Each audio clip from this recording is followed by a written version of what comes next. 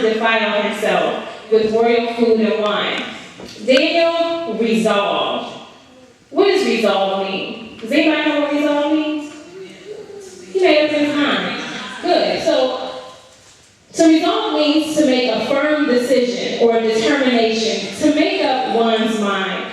Daniel made up in his mind that he would not eat the king's meat, he would not drink the king's wine, he would not be controlled by his anger. But Daniel could have come up with any old excuse, right? He could have been like, well, this is all the food we got. We don't got nothing else, what I'm supposed to do. Like, I don't have no choice. Or he could have been like, well, the king said that we need to eat it. Like, we can't. He offered it to us. He might take offense if we don't eat his food. Or, my favorite, everybody else is eating it, right? But Daniel refused to let any of these facts, in fact they were, that was all they had maybe. The king did offer it and everybody else was eating it. But he refused to let any of these facts affect his own personal decision. Because Daniel understood that the king's food was more than about his customs and about his traditions and religion, but eating the food represented Daniel turning his back on God and accepting the pagan gods of Babylonia. Look at your neighbor and say, what you eating? The food represented the beliefs and morals of the world. Daniel was in this pagan world, but he understood that he was not of this pagan world. Solomon 2:15 says that it's the little foxes that spoil the vine. So this time, Daniel could have just taken a bite, but then before you know it, his bite could have turned into a bear. So this is what we need to understand. It's the little things that we do to lead up to the big things that end up being detrimental to our lives and our walks with Christ.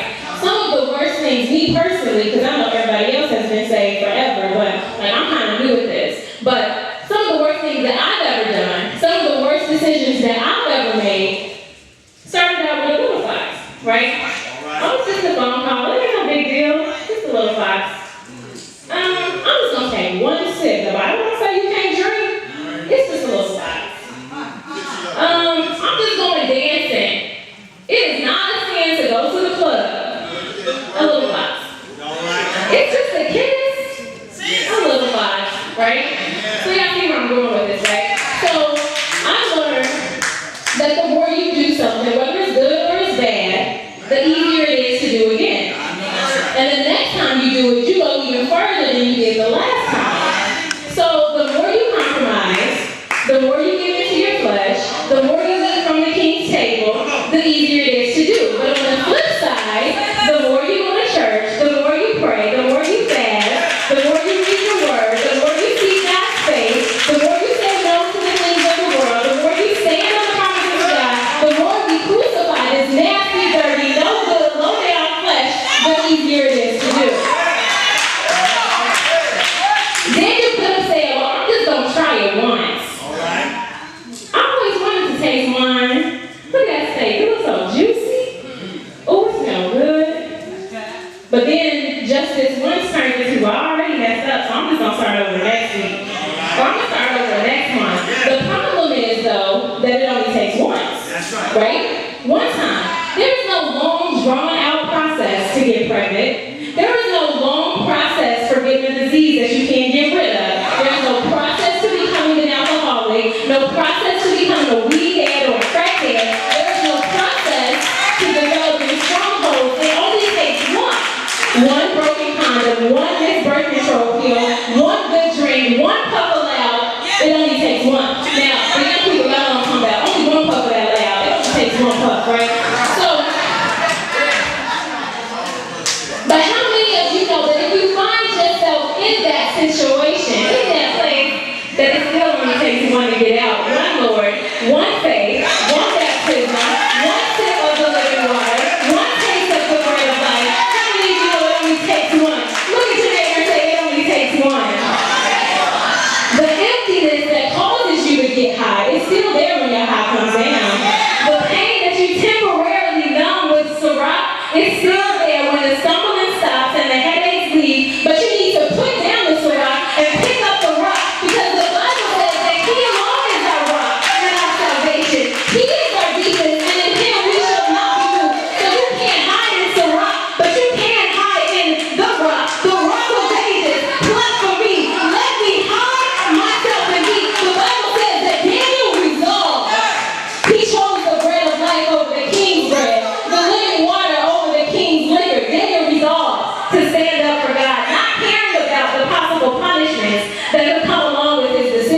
The Bible says that many are called, but few are chosen. And I personally believe that the ones who are chosen are the ones who choose to take a stand for God in spite of the situation. That we know that Daniel and his friends weren't the only ones from Jerusalem called to be trained in Babylonia. It wasn't just four; they didn't just choose four, right? But we don't have records of their stories because they were called, but they weren't chosen. They couldn't be trusted. They sold out their God for a steak dinner. But the ones who are chosen are the ones who say, "My friends don't want to live for Christ, but I resolve. Even if I have to find new friends, that's fine because I've made up my mind. And if I can't find a friend, then that's cool too because I have a friend that sits closer than a brother." The old man says, "What a friend we have in Jesus. All of our sins and griefs to bear. What a privilege it is to carry every little thing to God in prayer." But if you don't know that song, then the new song says, "I am a friend of God, and He calls me friend." So it doesn't matter. Even if I have to go by myself, I've made up my mind. I've made a firm decision. I have resolved. The Bible says that Daniel resolved. The thing that I love most about Daniel is that he was 15. So why is that so important, young people? It's important because God wants you now. He needs you now. While you're young, while you're strong, while you're still moldable, before life's experiences have made you bitter and doubtful. Here's a quick sidebar. When I was little, my grandma, Ola, she used to have all these suits in her closet, right? And we was like, "Grandma, won't you ever wear those dresses?" And her response was always, "I'm saving for convocation." I'm saving that for convocation. Convocations came and they went, and those dresses were still in that closet with the tag on. As a matter of fact, when she passed away back in 2008, I'm pretty sure she still had some of those dresses, some of those suits with the tags on them that she was saving for convocation. What does that mean? What are you waiting for? Are you waiting for a certain age? Are you waiting to see you get married because you don't want to stop having sex? Are you waiting for a certain feeling? You don't want to die with your gift still hanging in the closet because you're waiting for the perfect situation, because I guarantee that the perfect situation ain't coming. So what are you waiting for? I can't answer that question for you. But I can tell you that God is waiting for you because He wants to use you right now. Like I said, He wants to use you while you're young. Think about young people. The people that you encounter on a day-to-day basis. The people who just want to be around you.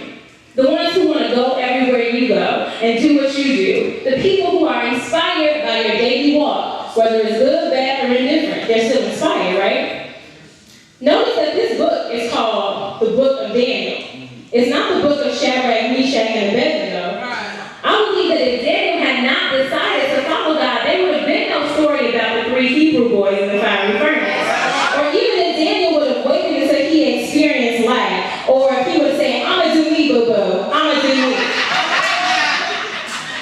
Okay, sorry. Where would the three Hebrew boys be?